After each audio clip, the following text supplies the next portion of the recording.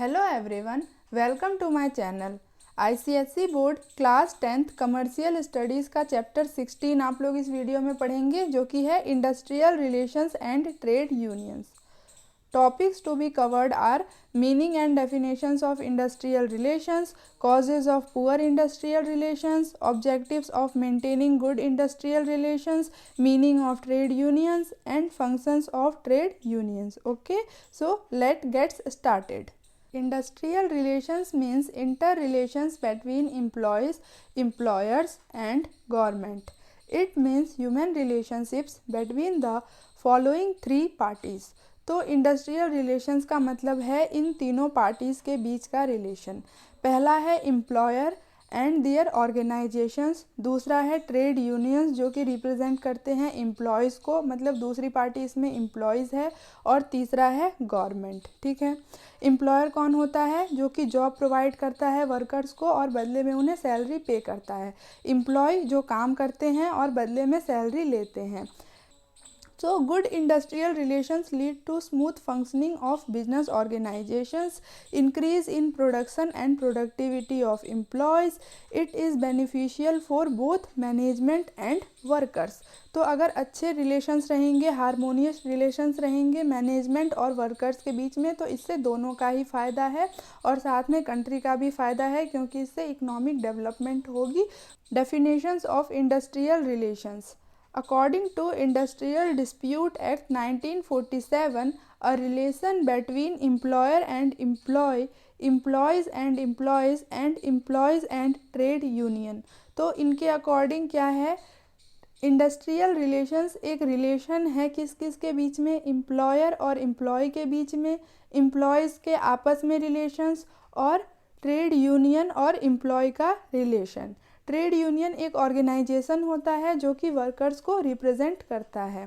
According to Dale Yoder, the term industrial relations include recruitment, selection and training of workers, personal management as well as collective bargaining policies and practices। So according to Dale Yoder, industrial relations क्या है? इसमें recruitment included होता है, selection included होता है। Recruitment and selection मैंने detail में आपको पढ़ाया है लास्ट चैप्टर में। एंड ट्रेनिंग ऑफ वर्कर्स इसमें इंक्लूडेड होता है, ये चैप्टर भी कवर हो गया है।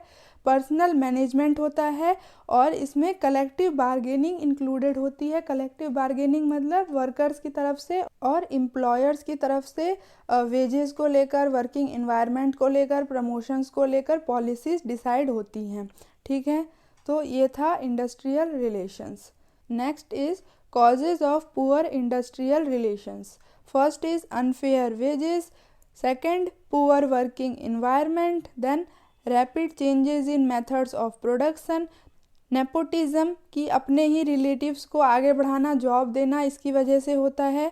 अनइक्वल वर्कलोड्स की वजह से, डिसप्रपोर्शनेट वेजेस एंड रिस्पॉन्सिबिलिटीज़, मतलब जितनी रिस्पॉन्सिबिलिटीज़ दी जाती है उसके प्रपोर्शनेट वेजेस पे नहीं की जाती। Lack of job security, cultural, religious and linguistic differences among workers. तो वर्कर्स अलग अलग कल्चरल बैकग्राउंड से होते हैं, उनके रिलीजियस बैकग्राउंड अलग होते हैं, उनकी लैंग्वेज अलग होती है, जिसकी वजह से वर्कर्स में आपस में कन्फ्लिक्ट हो सकता है।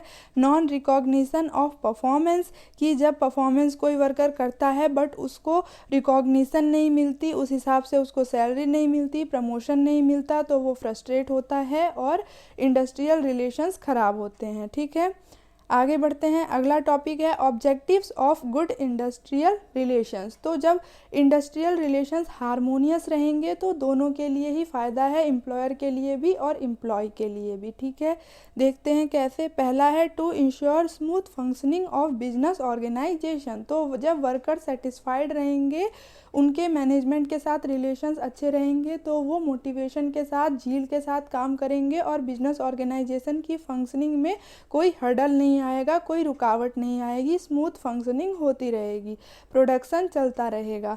सेकंड है industrial development of the country, की जब बिजनेस ऑर्गेनाइजेशंस ग्रो करेंगे, उनमें स्मूथ फंक्शनिंग होंगी, डेवलपमेंट होगी, तो कंट्री में इंडस्ट्रियल डेवलपमेंट होगी, इकोनॉमिक एक्टिविटीज़ इंक्रीज होगी।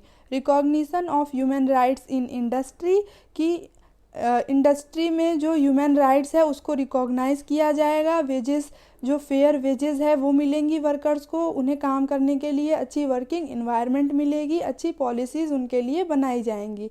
इंक्रीज़ इन लेबर प्रोडक्टिविटी, जब मैनेजमेंट और वर्कर्स के बीच में रिलेशन कोर्डियल रहेगा, हारमोनियस रहेगा, तो उनकी प्रोडक्टिविटी इंक्रीज़ होगी। To safeguard the rights of both management and workers, to avoid conflicts and maintenance of industrial peace, to create the situation of full employment. Full employment means कि जितने भी लोग employment चाहते हैं, काम करना चाहते हैं, उन्हें एम्प्लॉयमेंट मिले। To settle industrial disputes. आगे बढ़ते हैं, next is trade union. Trade union means association of workers. Workers voluntarily organize to resist exploitation of employers and protect their interest. This organisation is known as trade union. ठीक है, तो देखिए दो parties होती है, एम्प्लॉयर और employ. तो employer जो होते हैं बिजनेस ऑर्गेनाइजेशंस होते हैं और वो पहले से ही ऑर्गेनाइज्ड फॉर्म में होते हैं। ठीक है, वर्कर्स जब यूनिटी में होते हैं तभी वो अफेक्टिव होते हैं, है ना। अकेला वर्कर अफेक्टिव नहीं होगा, अपने राइट्स के लिए वो आवाज़ नहीं उठा पाएगा। तो वर्कर्स क्या करते हैं, यूनिटी बनाते हैं और एक एसोसिएशन बनाते हैं, वो एक साथ इकट्ठा होते हैं और इस एसोसिएशन को, इस ऑर्गेनाइजेशन को क्या कहते हैं, ट्रेड यूनियन। ठीक है, तो ये क्या है, एक ऑर्गेनाइजेशन है जो कि वर्कर्स को रिप्रेजेंट करता है। वर्कर्स ही इसको फॉर्म करते हैं और ये वर्कर्स के राइट को प्रोटेक्ट करता है। ठीक है, it represent workers and protect their rights, it maintains and improves the conditions of their work life and secures a better status for workers in industry and society. Okay, next is functions of trade union. To secure fair wages and good working conditions for workers, it provides support to workers in times of need like strikes and lockout. It protects workers from being exploited by business organizations. It provides unity and self-reliance to workers. Self-reliance means वो खुद पे dependent होते हैं, आपस में जब उनकी unity होती है तो वो क्या कर सकते हैं, अपने राइट्स को बचा सकते हैं, अपने राइट्स को प्रोटेक्ट करने के लिए वो रेसिस्ट कर सकते हैं। Collective bargaining with business organisations, तो ट्रेड यूनियंस बिजनेस ऑर्गेनाइजेशंस के साथ बारगेनिंग करते हैं और फेवरेबल पॉलिसीज़ फ्रेम करते हैं वर्कर्स के लिए। It promotes welfare of workers and it helps in maintaining industrial peace, जिससे हेल्प मिलती है इंडस्ट्रियल डेवलपमेंट में, इकोनॉमिक डेवलपमेंट में कंट्री की। ठीक है, तो this was all about today's video. Thank you for watching. If you found the video helpful, then do like it, subscribe my channel and press the bell icon so that you can get the latest update and share the video to your classmates. Okay, see you in the next class.